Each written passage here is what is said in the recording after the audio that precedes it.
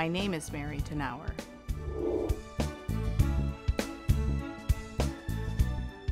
Dr. Mary Dinauer is an associate editor for Blood. I'm a pediatric hematologist, and I primarily work on neutrophil dysfunction disorders, and the major focus of my efforts is in the area of laboratory research, where I study white cell function in an inherited disease called chronic granulomatous disease.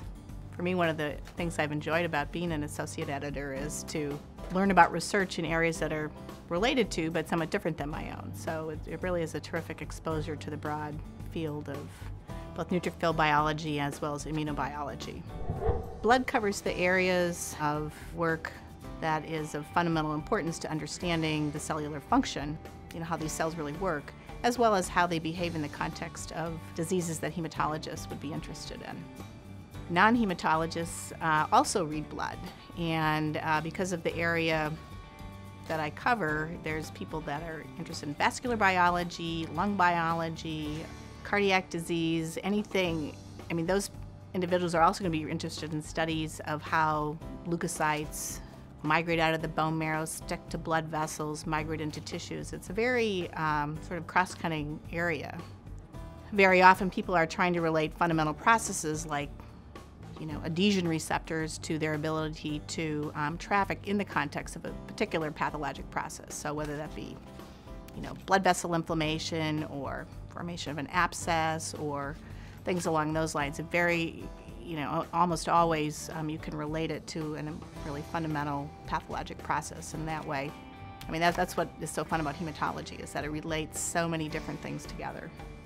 One type of blood cell that we do cover in blood is dendritic cells and their biology, because they relate to, again, a fundamentally important part of the white cell system. They're involved in both processing of antigens to activate the adaptive immune system and are hence of fundamental interest. They also play important roles in immunotherapy, which is a modality that's often considered in treating malignancies, which is, again, relevant to blood. The area of neutrophil biology has been very exciting, I think, in the past several years. Subtypes of neutrophils respond in certain ways to inflammation or immune regulation. They can regulate the expression of their genes in a way to respond to this. So they also are now being shown to link up to B cells and T cells and regulate their behavior in ways that people never imagined. So it's really been an exploding field. So we certainly covered that area.